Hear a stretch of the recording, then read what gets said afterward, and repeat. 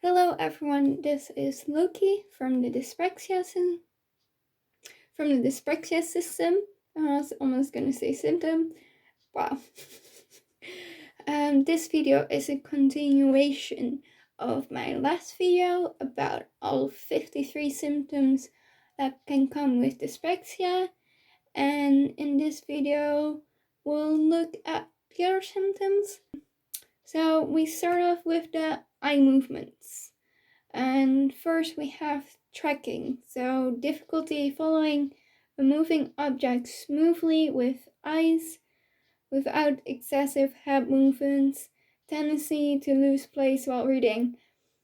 Don't know if I have the first one, I might have, but that's like if you want to follow this pen instead of like using your eyes, like I think I'm doing right now, you'll move like your entire head. Might have that with some things, but I don't think I have that all the time because, can do that. I do always lose the place where I read. That's why if I read online, always make sure that the part I'm reading is on top of the screen, so I can just look back to the top of the screen if I got interrupted by something. In a book, that doesn't really work, so I tend to really remember where on the page I was, at least what passage on the page, and otherwise I'll use, what's it called? The thing you put in the book so that you know where in the book you are if you close it. You know, that thing? I don't remember the name of it. But yeah, I used that to like put it on where I was reading. So I just look on top, like at the top of that, to see where I was. But yeah, it's really annoying most of them because then I'll reread and then be like, wait, I already read this. Right, there I was there. Then the next one is poor relocation. So cannot look quickly and effectively from one object to another. For example, looking from a television to a magazine. Now, I mostly have this in class. In class, if it's on college where the teacher is just explaining stuff, I'll tend to be on my iPad or my phone or my laptop because I don't find it all that interesting a lot of the time, or I just can't focus for that long because that's also a really difficult thing. But we'll get into that later, I think. So yeah, I'll look at my iPad and I'll look up, and then I'll really have to be like, right. My eyes just can't keep up with the sudden switch. But yeah, the last one in this category is tendency to blink or squint. Now I don't know how much I do this, but I have noticed I've been doing it more often, even though it looks like I squint a bit. But yeah, it's just nice to do. I don't know. So next category is perception. First is poor visual perception, and I think this is that it's difficult to find one object among a lot of other objects in a bookshelf or on a wall or something like that. I don't struggle with it that much, but I have been noticing that I do have some difficulties with that. And the second one is oversensitivity to light. Now, didn't think I had a problem with this one until recently. One time I just couldn't look at the street lights or any light at that when I was out cycling at night, because it just hurt my eyes. And since then I started wearing sunglasses. I wear them every day, every time I go outside, during the day, and I even wear them sometimes during the night. And yes, I know it's dark out then, and we only have the street lights, but it's against the street lights. Okay. It's against the street lights, because they can hurt my eyes even as well. The third one is difficulty distinguishing sounds. So this is having difficulty screening them from background noise. So, for example, if there is noise or music on in the background and someone's talking to me, it's difficult to distinguish the voice over the noise in the background, which means that sometimes I don't hear what is said, or I heard it, but because of the other noise, couldn't process the words. It's really annoying when that happens, because now I have to ask again and again what a person says. Great job. What that person said. And sometimes I don't feel like doing that, so I just go, uh-huh. But that doesn't always work, especially if they've asked a question and I didn't realize they asked a question.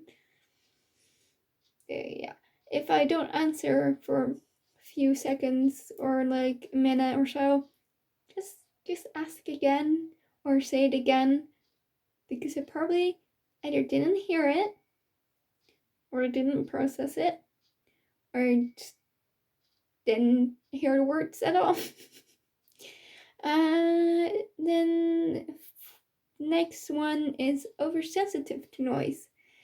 Now, I actually have difficulties with this a lot.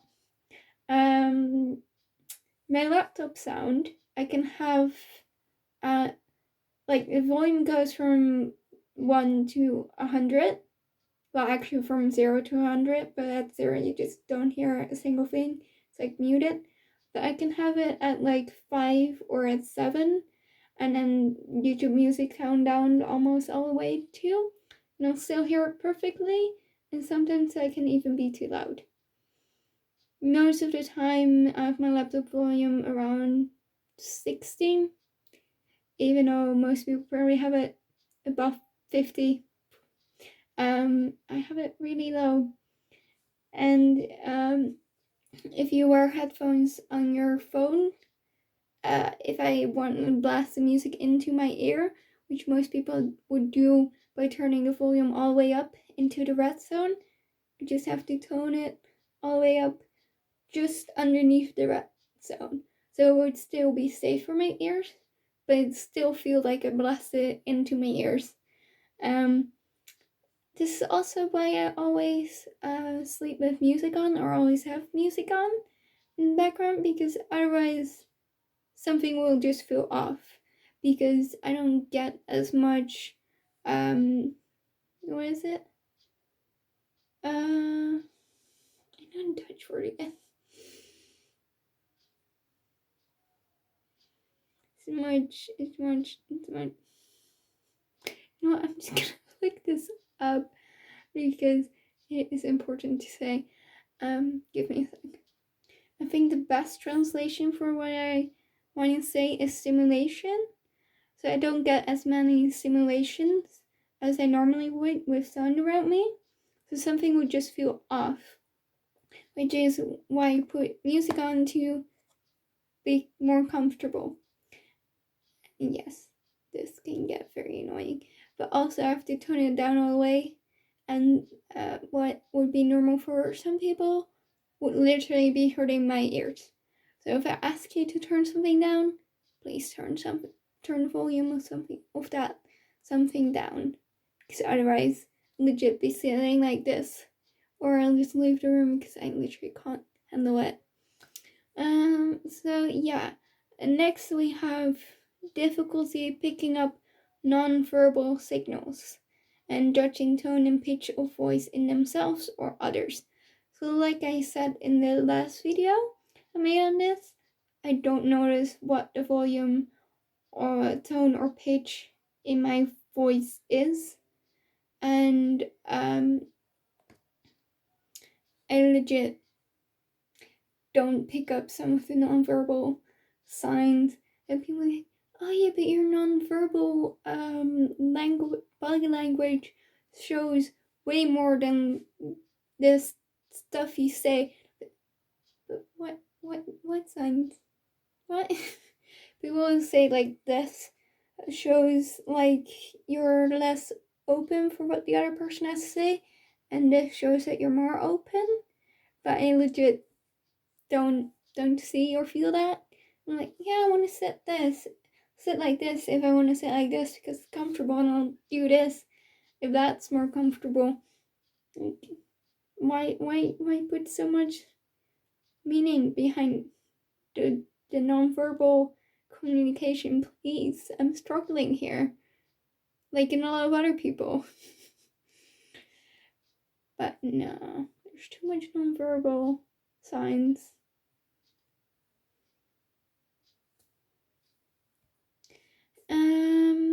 Next up is difficulty listening and understanding, especially not that we already covered that. We already covered that in another one, so I'm not going into that. Then no, it's not the last one. Well, it's the last one here, and then we have a subcategory in the category perception. But its tendency to take things literally and not understanding by distinctions in conversation. So sarcasm, I can't do well, or well, I've learned to recognize it a bit. But sometimes, if you say something sarcastically, I will give you a serious answer, and then people will say like, "Oh, but it was just sarcasm." And I knew that. Definitely knew that. Definitely. Well, I didn't know that. I can use sarcasm myself, but I just tend to take things too literally most of the time. So don't judge me for that. It's just part of who I am. And the subcategory here, or like next category, is sensory. So sensory perception. First of all, we have over or undersensitive to touch, which can result in dislike of being touched and stretched, or an aversion to loose or tight clothing. Now, I don't think I have this with clothing, but if I sit in a car or in a train or something like that, I hate it. I absolutely hate it. I can't stand it if people touch me. I mean, just like their shoulder against my shoulder or something like that, or their leg against my leg because there was no space. But I literally try to move out of the way so that I don't have to be touching you, or you don't have to be touching me. And yes, I can turn into me sitting very uncomfortably, but trust me, it's more comfortable for me if you're not touching me while in the car. Trust me. Also, I think normally on chairs as well, on the couch. Just don't touch me when we're sitting down somewhere. Yeah. My lover can. I love it, honestly, if my lover does it, but only my lover can. Yeah. Then next we have over or undersensitive to smell and taste, pain, and extreme of temperature. Now, no, I'm really oversensitive for taste. I can distinguish a small difference in taste that most people can't notice. Like the same type of meat, but from a different producer? I can legit distinguish the two most of the time. Like we have beverages like drinks that you can get with extra sugar and without extra sugar, and I can taste the differences between the two, like pretty clearly. And with some lemonades, I actually know which one it is just by the taste. I am undersensitive to smell, however. I legit have no idea what this room smells like. You can come into my room and say, oh, this smells a certain way. I'm like, it does? I don't know. Or what people smell like. I don't know. I don't know what people or places smell like. Even though I have an idea what this pen smells like. So yeah, sometimes I do randomly have a smell pop in. I think I can sometimes randomly smell my room, because then I will have a very distinct smell and I only smell my room. And no matter what, it doesn't go away for a little bit. But like I said, the symptoms fluctuate. But most of, like 98% of the time, I just don't smell people or places. I just wouldn't know if you smell like shit. Or if you smell really nice, I wouldn't be able to tell. With pain and extreme temperatures, I don't know.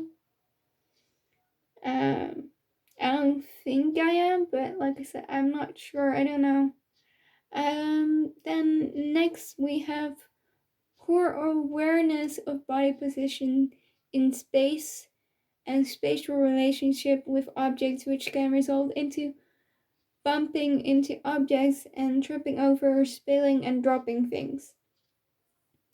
I guess I legit wouldn't be able to tell sometimes how far away this desk is, or how far away my bed is, or just simple stuff like that, or just be like, didn't notice that, or when I try to grab it, I just misgrab, or I'll have it in my hand, but for some reason I'll drop it. It's annoying. Let's keep it at that. Next up, we have little sense of time, speed, distance, or weight. My sense of time is non-existent. You might have that now while in quarantine, that you don't know what day it is of the week. I have that every day of my life. I don't know what day it is. I don't know what time it is. I legit would have to look at a clock or have to look at a calendar to know what day of the week and what time it is. I don't know. Sometimes I do. Sometimes I'm like, oh, it feels like a Wednesday. But then it can be Monday. Like, I think today felt like it was Friday. I think so. And once that Sunday felt like a Monday, or Monday felt like a Sunday. Like I said, it's non-existent. And it's really annoying if I have, oh, on Monday I have to do that certain thing, and I'll be like, wait, but isn't today Monday? Like, oh no, it's Thursday. It's annoying. Also with the other things, it's not really existent. No. I know when something's heavy because I can't lift it, but that's about it. I wouldn't know how. I can't say, oh, this is so light and this is lighter. I don't really know. I mean, I feel the strength that I need, but if you were to tell me that these weigh the same, I would believe you. Even though they don't, I would still believe you because I don't know. So yeah, I wouldn't know. And next up is inadequate sense of direction and poor at map reading. If I know where I am on the map and how the map is structured, I do know where to go if I have if the route is already shown that I need to walk or cycle. But I legit only know how to get to certain places because I've done it a lot before, so I know the route I need to take. Otherwise, my sense of direction is all off. People will be like, oh yeah, it's in that part of the city that aligns with that city, and be like, but I don't even know where that city is, so how do I know what part of this city aligns with that city? Please, just, I don't know where that is. Because my sense of direction is all wrong. It's non-existent. And then last in this category is difficulty distinguishing left from right. I don't have this much because I know this is my left hand and this is my right hand. But sometimes I just forget. And it's annoying when that happens. But yeah, you can say, move it to the right, and I'll be like, wait, what's the right? Right, that's the right. For you, it might look different, but yeah, that's the right. And yeah, it's not the most ideal. Next we have learning, thought, and memory. And first off is, of course, difficulty multitasking. May only manage thing at a time. Thing that's supposed to say may only manage one thing at a time, but may try to do many things at once. I always try to do many things at once, especially if I'm not interested into one of the things that I have to be doing at a time. But I will not be able to pay as much attention to everything as a normal person would. So I can't do it even though I try to do it.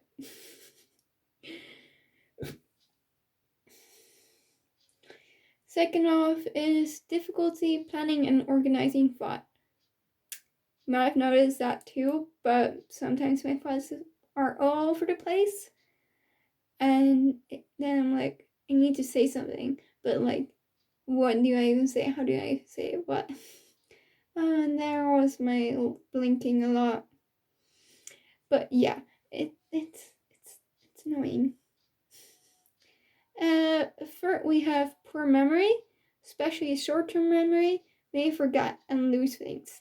This was shown in my what is OSCD 1B video. I think there was like 30 seconds of me just trying to remember what I was going to say. And this is also the reason why I thought not being able to remember my childhood was because of dyspraxia. So the video just stopped because the SD card is full. I was talking about poor memory. Yeah.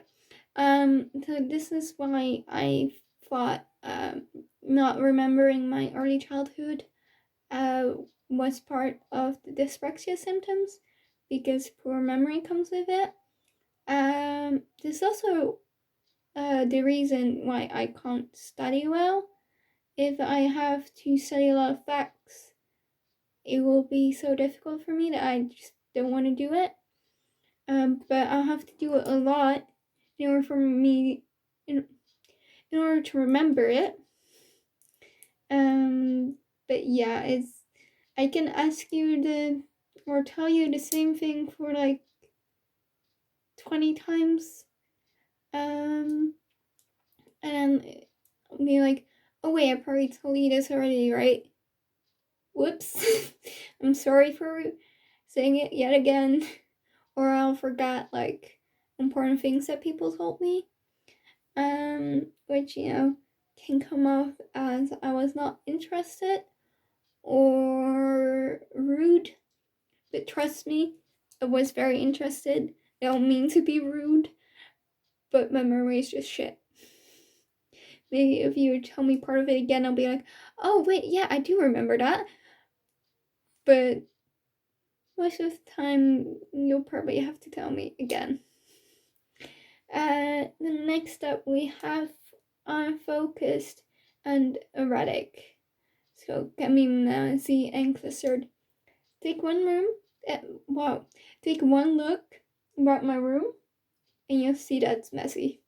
It isn't as messy as it was because I had to clean my room, but I immediately made it messy again. And on focus, as I said before, I can't focus on a thing for too long. Well, it depends on the thing, but in class it'll be max like 10 minutes, maybe 5. I just can't sit still and do nothing except for listening to someone. And then next up we have poor sequencing, so causing problems with math, spelling, and essay writing. Yeah, so like I said, if I have to write something, I don't think I have much with math, but I could also have this with math. But if I have to write something down, I'll literally forget some letters or some words. It's a problem. And I hope. Well, luckily we don't get checked on our spelling. But it's probably cost me a few points here and there on tests quite often. Some words I just can't spell. Just can't write them down. Like the Dutch word for environment. Such a weird way to write it. And the way I know language is because I say in my head as language, which actually is how you write it down, but then said in a different way. And I know you say it as language, but language just makes sense to me with writing it down. Next up, we have accuracy problems. So difficulty copying movements, sound, writing, and proofreading. We already covered some of this. But yeah, if you don't know exactly how you're doing the movement, you cannot do it. I can see at how you do it, but I'll be like, wait, so how do I exactly do this coordination-wise? What? So yeah, stuff like that is really difficult and annoying. Next up, we have difficulty following instructions, especially more than one at a time. If I get an instruction, I really have to focus on the first instruction that you gave me. So if there were more than one given, I probably forgot the rest, even though it was a minute ago.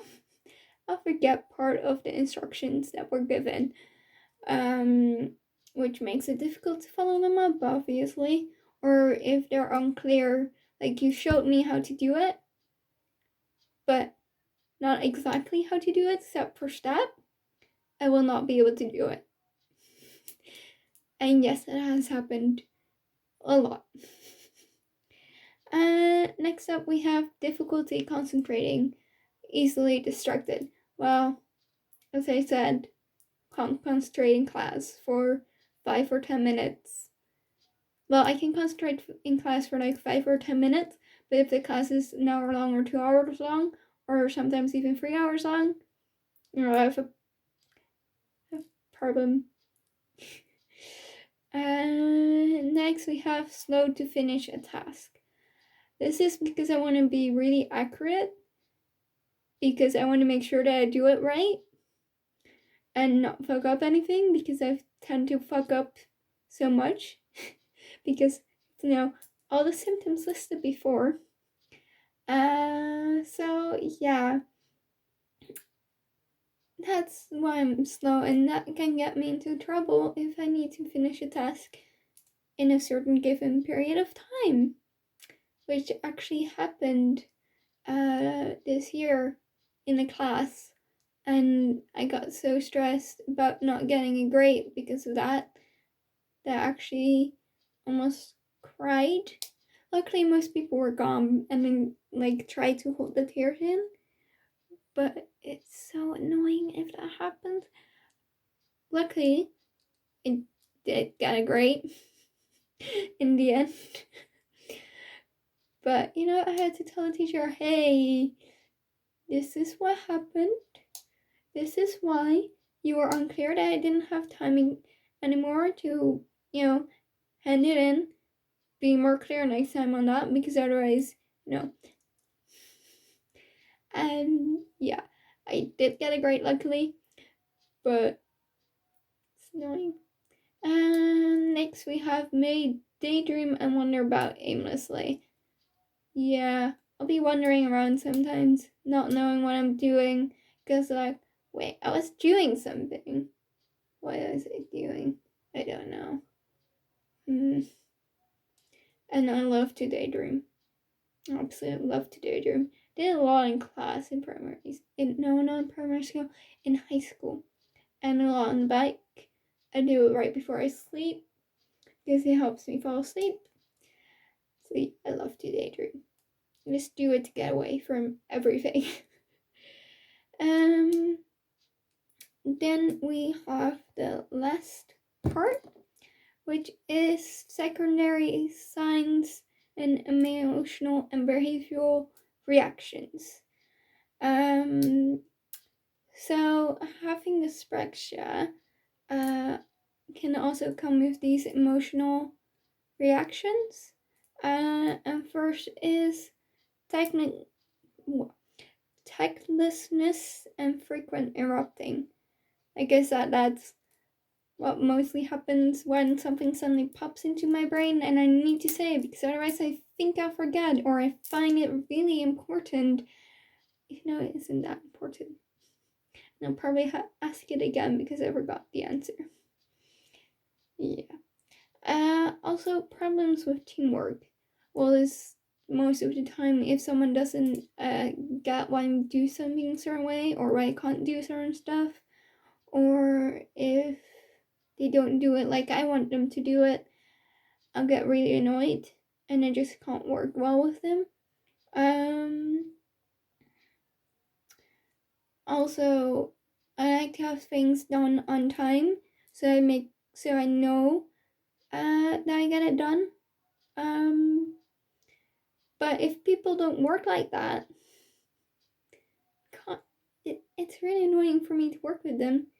I haven't found a single person in the friend group that I have in my class that does it the way I like it in teamwork. But there's one that is sort of okay. So I just want to try to work with her now.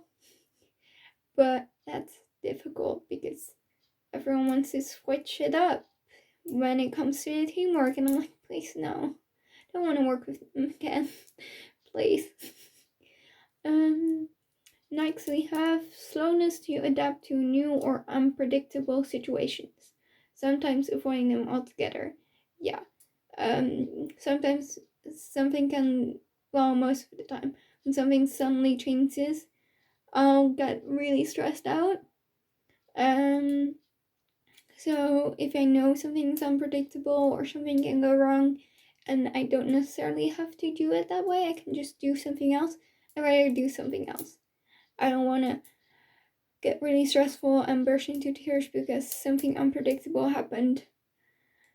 And I need to adapt again. It will take me a few minutes to fully adapt.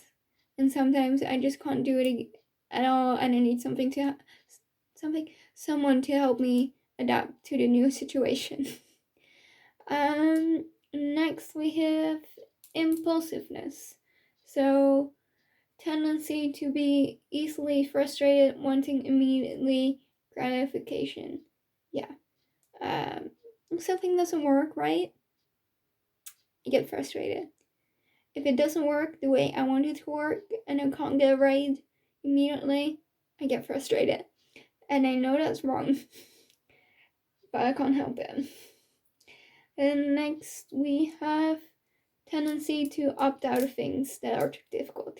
Yeah, if there is one task that I have to do, but not necessarily have to do, and I think, oh no, that looks so difficult, I just don't do it.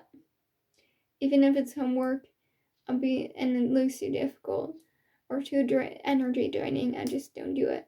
And it's like, no, I don't necessarily have to do it because they don't check my homework anymore, so I'm not gonna do it. Even though it's probably helpful to me in the long run, I'm not gonna do it.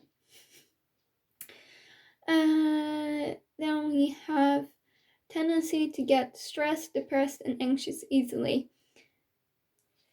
Yeah.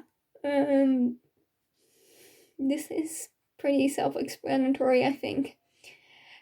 Also one that is really annoying and difficult to deal with.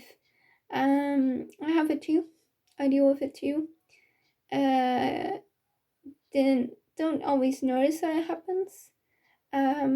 But yeah, it's a difficult thing. Then next we have difficulty sleeping. They think that's because of all the impulses, right? I think it was impulses. No, wait, that one's, what was it again? See, I said it earlier in the video, but simulations, that's the word I used. They think that people with dyspraxia have difficulty sleeping because there are suddenly a drop in simulations. Yes, I forgot the word again. Because there's suddenly a drop in simulations that come in to the body, into the brain. So that's why they can't sleep well, because they are so used to the simulations around them that if it suddenly, drops a lot, because everything's quiet, or almost quiet, depending on how well you can hear stuff, and stuff like that. Your eyes suddenly dark, you don't get all the simulation from the light and stuff like that. I think it's really difficult to get sleep because of that. That's also why I sleep with music on, because otherwise I'll literally feel uncomfortable. So yeah. Last we have prone to emotional outbursts. So phobias, fears, obsessions, compulsions, irritability, and addictive behavior. I have quite a bit of phobias and fears, but I'm planning on making a video about that somewhere in the future. But yeah, irritability is also, well, I struggle with all of these, but that one's easy to explain. If you're a new person that I'm meeting for like the first time or second time, and you do one thing wrong that irritates me, I will dislike you for the rest of the time. No matter how many good things you do, I will probably still dislike you for the entire time that I know you. Like, one teacher called me out on a certain thing twice in one class, and I immediately disliked him. And then later on, during another class, he called me out on another thing, 2 other things, again, and my dislike for him just went up quite a lot. And I don't think I'll ever like him as a teacher just because of that. And like small things, because the things I did wrong weren't even that big of a deal. And I've actually had friends say, you don't like him just because of that small thing he did. But yes, Yes, I do. But also I tend to like people way too quickly. So it goes both ways. But yeah, then if they do something wrong, I'm less likely to immediately dislike them, but eventually I'll start to dislike them. But it can, with those, like with the people that I liked first, it can fluctuate. So those can go back to me liking them if I dislike them. But it really depends on what exactly they do. So yeah, these were all of the symptoms. I think you can see the overlaps with all the other disorders that I mentioned, like all these disorders. If you looked at all the symptoms that I've listed, I've actually almost been misdiagnosed with dyslexia because of this, and I have been misdiagnosed with autism, high functioning autism, although I know people dislike the term high functioning autism, but that's what I was told. So, yeah, that's just what I'm gonna say right now. So yeah, you can really easily be misdiagnosed because it overlaps with so many disorders. So yeah, hope if you stick around for all these videos, hopefully you learned a lot. I know it's a lot, but it's what I have to deal with every day, every single second. And yeah, it's really difficult. I've made a metaphor earlier on another Twitter account where I said it's like I have all these invisible chains around me that hold me back and make it more difficult for me to move, and sometimes even painful. That other people who don't have a disorder or who have a different disorder because different symptoms don't have. And if I get better at something, like I start riding a bike, the chain will loosen, so I'll have more room to move, but the chains will never fully go away.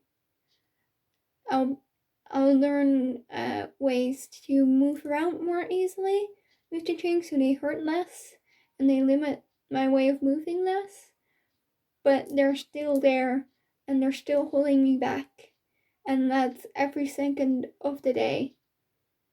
I never know if I will remember something or not. I never know if I suddenly will drop something or you know, what is another easy example? You never know when I'll say something in the wrong tone. Stuff like that. It's unpredictable, so yeah. It's like living with invisible chains around me. And a lot at that. Like my whole body is covered in in chains. And having another disorder doesn't help with that. Because that's only extra change. Chains. I hope you get what I say and that it doesn't sound too much like change. I think you get what I mean by the whole story. So yeah, my whole body is covered in them. And that's not fun. And they'll never go away. But luckily I have a loving lover that is able to deal with all of this. Don't know how they do it. But they do it and they love me. So I'm so glad, and I'm very glad for that. But yeah, this became a long video. Maybe I'll split it up into 3 parts then. But yeah, next week will probably be a video more about OSCD 1B, because now it's either 3 or 4 weeks about dyspraxia. But I felt it was nicer to have it all together after each other without other stuff in between. So yeah, if you like this video, give it a thumbs up. If something's unclear or you want to ask me about something, just leave it in the comments below. Follow me on Twitter if you want. It's linked in the description. If you want to learn more about this and OSCD 1B, make sure to subscribe. And I'll see you all next week with another video. Bye!